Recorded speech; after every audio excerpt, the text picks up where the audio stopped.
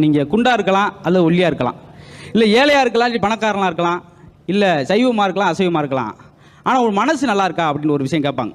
ஏன்னா எவ்வளோ பளபளப்பாக மனசை வச்சுக்கிறியோ அந்த அளவுக்கு தான் சந்தோஷத்தை உள்ளே கொண்டு வரும்போது மனசு தாங்கிக்கிற அப்படின்வாங்க.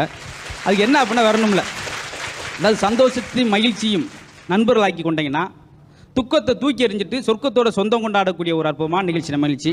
அதுக்கு என்ன காரணம்னா நகைச்சுவைங்கிற ஒரு தாரக மந்திரத்தை எடுத்துக்கிட்டனால. வீட்டுக்கு வந்து சும்மா இருக்கலாம்ல, டீயை குடிச்சுட்டு அரியா ஒம்பைலா டே அப்பா மூக்கு மூலியமா அச்சு அசப்பில் ஒன்றிய மாதிரி இருக்கானையா, ஏய் வாக்கிய தண்ணி மூந்து வாயை கழுவியா, அவன் பக்கத்து வீட்டுக்காரன் நீ வாட்டுக்கு எதுவும் கண்டல் தூக்கி போயிடாத அப்படின்னு அன்னைக்கு பெருமையாக சொன்னார். என் மனைவியை கண்ணாப்புனான்னு திட்டுவேனையா, கண்ணாப்புனான்னு திட்டுவேன். அவங்க ஒன்றுமே சொல்ல மாட்டாங்களா, அவள் வீட்டில் இருந்தா தானே, வீட்டில் இருந்தா தானேயா அப்படின்னா என்ன அர்த்தம்? இவனா வீடு கதவை பூட்டிக்கிட்டு அவன் பாட்டுக்கு பின்னி அப்படின்றது. இந்த 6வது மாடியில் குடியிருக்கிறதுக்கு ஒவ்வொரு நிமிஷம் செத்து பிழைக்கிறேன், பயமாக இருக்குது.